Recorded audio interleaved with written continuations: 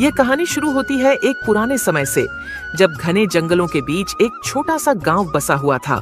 गांव का नाम था नवगढ़। चारों तरफ हरे भरे पेड़, कल कल बहती नदी और खेतों में मेहनत करते किसान। देखने में गांव बेहद शांत और सुखी लगता था, मगर उसके ऊपर एक खौफनाक साया मंडराता रहता था, जंगल का शेर। वो शेर बहुत बड़ा और ताकतवर था। उसकी दहाड़ इतनी भयानक थी कि सुनकर ही औरतें बच्चे कांप जाते थे। गांव वाले कहते थे, ये शेर इंसानों का मांस छक चुका है, अब इसका लालच कभी खत्म नहीं होगा। हर दूसरे तीसरे दिन कोई न कोई चरवाहा, लकड़हारा या खेत में काम करने वाला आदमी जंगल से गायब हो जाता। लोग मान चुके थे कि ये शेर उनकी मौत का देवता है। गांव में एक डर का माहौल था। सूरज ढलते ही सब अपने घरों के दरवाजे बंद कर लेते। कोई जंगल की तरफ न जाता, और अगर जाना भी पड़ता तो हमेशा झुंड में जाते। उसी गांव में एक लकड़हारा आदर्श रहता था। वह दुबला पतला, साधारण कपड़े पहने, हाथ में कुल्हाड़ी लिए वो रोज जंगल में लकड़ी काटने जाता। लेकिन आदर्श बाकी गांव वालों से अलग था। वो शेर से डरता तो था, मगर उसका मानना था कि डर से अगर इंसान काम ही छोड़ दे तो जिंदगी कैसे चलेगी। उसकी पत्नी कई बार कहती, आदर्श पागल हो गए हो क्या? सब लोग जंगल छोड़ चुके हैं और तुम रोज वहां चले जाते हो। अगर शेर ने देख लिया तो। यह सुनकर आदर्श मुस्कुरा देता और कहता, शेर ताकतवर तो है लेकिन अक्ल नहीं लगा पाता, और जो इंसान दिमाग लगाता है उसे कोई जानवर हरा नहीं सकता। धीरे धीरे हालात इतने बिगड़े कि गांव के बुजुर्गों ने पंचायत बुलाई। सब लोग इकट्ठा हुए और बोले, अगर ऐसा ही चलता रहा तो पूरा गांव खाली हो जाएगा, हमें कोई रास्ता निकालना होगा। किसी ने सुझाव दिया, हम सब मिलकर शेर को मार डालते हैं।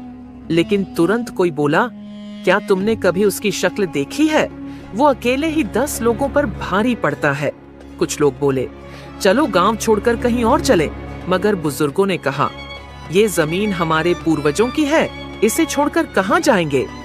बहुत बहस हुई, मगर कोई नतीजा नहीं निकला। गांव का माहौल और डरावना हो गया। पंचायत खत्म होने के बाद आदर्श घर लौटते समय सोचने लगा, क्या सचमुच शेर से डरकर भाग जाना ही समाधान है? अगर मैं अपने दिमाग से काम लूं तो क्या इस शेर को हरा नहीं सकता? वो रात भर जागता रहा और एक योजना बनाने लगा। उसे पता था कि ताकत से शेर को हराना असंभव है, लेकिन उसकी मूर्खता ही उसकी सबसे बड़ी कमजोरी है। अगले दिन आदर्श हमेशा की तरह कुल्हाड़ी लेकर जंगल में गया। वो जानता था कि आज उसका सामना शेर से हो सकता है। जैसे ही वो लकड़ी काट रहा था, अचानक झाड़ियों में खड़खड़ाहट हुई। पत्तों के बीच से सुनहरी आंखें चमकी और फिर गड़गड़ाती आवाज के साथ शेर निकला। शेर दहाड़ा और बोला, ओ लकड़हारे, ये जंगल मेरा है। यहाँ की लकड़ी, यहाँ का शिकार सब मेरा है। तूने हिम्मत कैसे की मेरे इलाके में कदम रखने की? आदर्श का दिल जोर जोर से धड़क रहा था, मगर उसके चेहरे पर डर नहीं था। उसने गहरी सांस ली और बोला, महाराज, आप सही कह रहे हैं, ये जंगल आपका है। मैं तो बस एक गरीब आदमी हूँ, रोजगार के लिए यहाँ आता हूँ। लेकिन अगर आप चाहें तो मैं आपके लिए काम कर सकता हूँ। शेर चौंका और पूछा, काम? कैसा काम? आदर्श ने कहा, मैं रोज रोज शिकार पकड़कर आपको दे सकता हूँ। आपको खुद मेहनत करने की जरूरत नहीं होगी, बस आप मुझे छोड़ दें। शेर ने सोचा, ये इंसान डरपोक नहीं लगता, मगर अगर ये सच में मेरे लिए शिकार लाए तो मुझे मेहनत नहीं करनी पड़ेगी। उसने आंखें तरेरी और कहा, ठीक है लकड़हारे, अगर तूने रोज मुझे शिकार ला कर दिया तो मैं तुझे छोड़ दूंगा। लेकिन अगर एक दिन भी खाली हाथ आया तो तेरा मांस मेरा खाना होगा। आदर्श ने सिर झुकाकर हामी भर दी। उस पल से खेल शुरू हो चुका था। आदर्श घर लौटा तो उसकी पत्नी घबराई हुई थी। अरे राम, आज भी तू जंगल से सही सलामत लौट आया? सुना है शेर तुझे देख चुका है। आदर्श मुस्कुराकर बोला, हाँ देखा था, लेकिन मैंने उसे समझौता करने पर मजबूर कर दिया। पत्नी हैरान रह गई। शेर से भी कोई समझौता कर सकता है? आदर्श बोला, हाँ, अगर इंसान अपनी अक्ल से काम ले तो सब कर सकता है। अब आगे देखना, वही शेर मेरे जाल में फंसेगा। अगले दिन आदर्श ने सोचा, अगर मैं शेर को रोज इंसानी शिकार दूंगा तो गांव वाले मुझ पर शक करेंगे। मुझे ऐसा रास्ता निकालना होगा जिसमें शेर भी खुश रहे और गांव वाले भी बच जाएं। उसने शेर के लिए एक मोटी तगड़ी बकरी पकड़कर ले गया। शेर ने बकरी देखते ही दहाड़ लगाई। वाह लकड़हारे, तूने तो मजा दिला दिया, अब तू वाकई मेरा आदमी है। आदर्श ने हाथ जोड़कर कहा, महाराज, मैं तो बस आपकी सेवा कर रहा हूँ, लेकिन ध्यान रहे, असली ताकत सिर्फ आपके पास है। शेर गर्व से हंसा। सही कहा, जंगल का राजा मैं हूँ। तुझे मैं इसलिए छोड़ रहा हूँ क्योंकि तू मेरी सेवा करता है। आदर्श मन ही मन मुस्कुराया। यही तो इसकी कमजोरी, घमंड और मूर्खता है। धीरे धीरे आदर्श रोज कुछ न कुछ शेर को ले जाता। कभी खरगोश, कभी बकरी, कभी सुअर। शेर मजे से खाता और आलस से पेड़ों के नीचे लेट जाता। गांव वाले यह देखकर हैरान थे। ये कैसे हो सकता है? जहां शेर के डर से कोई पास नहीं जाता, वहां आदर्श रोज जाता है और सही सलामत लौट आता है। कुछ लोग तो पीछे पीछे गए और देखा कि आदर्श सचमुच शेर को शिकार खिला रहा है। गांव में अफवाह फैल गई। आदर्श ने शेर से दोस्ती कर ली है। कहीं ऐसा न हो कि शेर को इंसान का स्वाद दिलाकर वो हम सबको ही खतरे में डाल दे। गांव की पंचायत में फिर चर्चा हुई। कुछ लोग बोले, आदर्श गद्दार है, वो शेर को ताकतवर बना रहा है। मगर कुछ समझदार बुजुर्ग बोले, नहीं, हमें जल्दीबाजी नहीं करनी चाहिए। हो सकता है आदर्श के मन में कोई चालाक योजना हो। एक शाम शेर आलस से डकार लेते हुए बोला, लकड़हारे, अब मैं इन छोटे मोटे जानवरों से ऊब गया हूँ। मुझे कुछ बड़ा चाहिए, कोई इंसान। आदर्श का दिल धक से रह गया, मगर उसने चेहरे पर डर नहीं आने दिया। वो बोला, महाराज, इंसान का मांस तो सबसे स्वादिष्ट होता है, लेकिन उसे लाना आसान नहीं। अगर आपने वादा किया कि मुझे नुकसान नहीं पहुंचाओगे, तो मैं इंसान का शिकार भी दिला सकता हूँ। शेर की आंखें चमक उठीं। सचमुच? अच्छा, तो फिर जल्दी से इंसान का इंतजाम कर। आदर्श ने मन ही मन सोचा, अब वक्त आ गया है इस मूर्ख शेर को फंसाने का। अगले दिन आदर्श गांव में आया और सबको इकट्ठा किया। उसने कहा, गांव वालों, शेर इंसानी मांस की मांग कर रहा है, लेकिन डरने की बात नहीं है। मैंने उसे समझा दिया है कि हमारे गांव का सबसे ताकतवर आदमी मैं हूँ। अगर उसने मुझे हरा लिया तो वो मुझे खा सकता है, और अगर मैं जीत गया तो शेर को गांव छोड़ना होगा। गांव वाले स्तब्ध रह गए। तू पागल हो गया है आदर्श? अकेला शेर से भिड़ेगा? आदर्श मुस्कुराया और बोला, चिंता मत करो, मैं बल से नहीं, दिमाग से लड़ूंगा, और यही उसकी हार होगी। शाम को आदर्श शेर के पास गया। महाराज, मैंने गांव वालों से बात की है।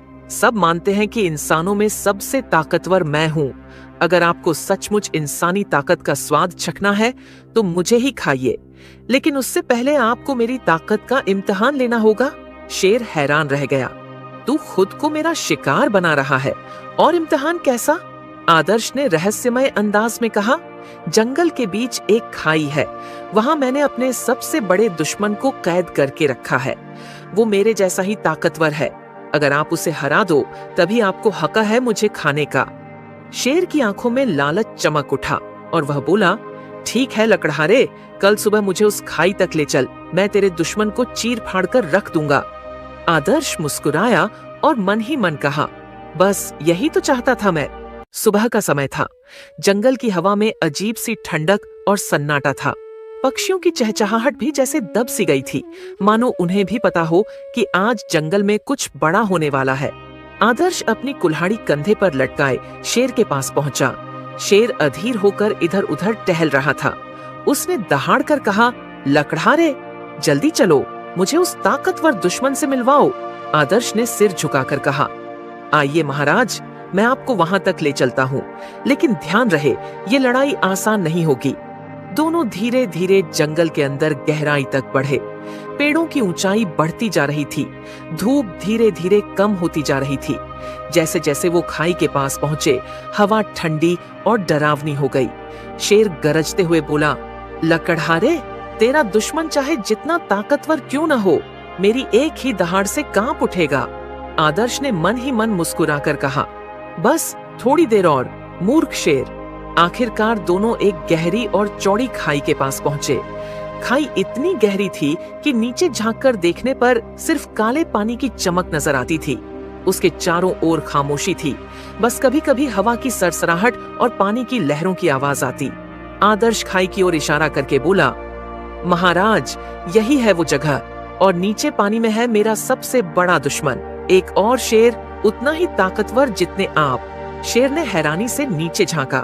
पानी में उसे अपना ही प्रतिबिंब दिखाई दिया। उसकी सुनहरी आंखें, उसका विशाल शरीर और उसका खूंखार चेहरा। शेर दहाड़ा और बोला, आह, ये तो सचमुच शेर है, और लगता है ये भी मुझे ललकार रहा है। पानी की सतह पर लहरें उठी और उसका प्रतिबिंब हिलता डुलता दिखाई दिया। शेर गरज कर बोला, लकड़हारे, तेरा दुश्मन अब मेरा शिकार बनेगा, देखना मैं इसे चीर डालूंगा। आदर्श ने शांत स्वर में कहा, महाराज, अगर आपने इसे हरा दिया तो आप सच में जंगल के सबसे बड़े राजा कहलाएंगे, फिर आपको मुझे खाने का हक भी मिलेगा। शेर ने छाती फुलाई और दहाड़ते हुए कहा, हाँ, मैं साबित कर दूंगा कि जंगल में मेरा कोई मुकाबला नहीं। वो उछलने के लिए पीछे हटा। उसके पंजों से मिट्टी उड़ रही थी, आंखों में आग थी। आदर्श ने एक आखिरी बार मन ही मन प्रार्थना की, हे भगवान, मेरी इस चाल को सफल कर देना। अचानक शेर ने जोरदार दहाड़ लगाई और खाई में छलांग लगा दी।